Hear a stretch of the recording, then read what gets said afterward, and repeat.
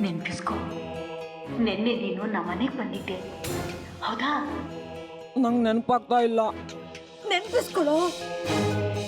ಸುಂದ್ರಿ ಜೊತೆ ಮಾತಾಡ್ಬೇಕು ಅಂತ ಹೊರಗಡೆ ಕರ್ಕೊಂಡು ಹೋದ್ಯಲ್ಲೋ. ನಂಗೇನು ನೆನಪಾಗ್ತಾ ಇಲ್ಲ. ಯಾಕೋ ಬಂಗಾರಿ ಮನೆಗೆ ಬಂದಿಲ್ಲ ಅಂತ ಸುಳ್ಳು ಹೇಳ್ತಾ ಇದೀಯಾ? ನಾನು ಸುಳ್ಳು ಹೇಳ್ತಾ ಇಲ್ಲ. ಏನ್ ನೆನ್ಪಿದೆ ಅದನ್ನಾದ್ರೂ ಹೇಳೋ ಬಂಗಾರಿ. ನಿಮ್ಮ ಮನೆಗೆ ಬರಬೇಕು ಅಂತ ಹೊರಟಿದ್ದೇನೋ ನಿಜ. ಆಮೇಲೆ ಏನಾಯ್ತು? ದಾರಿಲಿ ಬರುವಾಗ ವಿರೂಪಾಕ್ಷ ಶಾಸ್ತ್ರಿಗಳು ಸಿಕ್ಕಿದ್ರು. ಬಂಗಾರಿ, ಯಾವ ಕಡೆ ಹೊರಟೆ? ಸುಂದ್ರಿ ಮನೆ ಹೊರಟೆ ಶಾಸ್ತ್ರಿಗಳೇ. ಪಂಚಾಕ್ಷರಗಳು ದೇವಸ್ಥಾನದ ಹತ್ರ ಸಿಕ್ಕಿದ್ರು.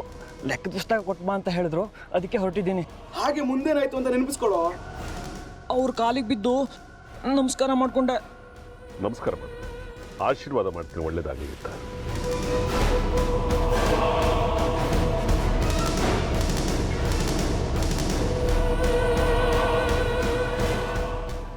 ಆಮೇಲೆ ನೀನು ಮನೆಗ್ ಬಂದು ಸುಂದ್ರಿನ ಕರ್ಕೊಂಡು ಹೋದೆ. ಹೇಳು ಬಂಗಾರಿ. ನೆನಪಾಯ್ತೇನೋ?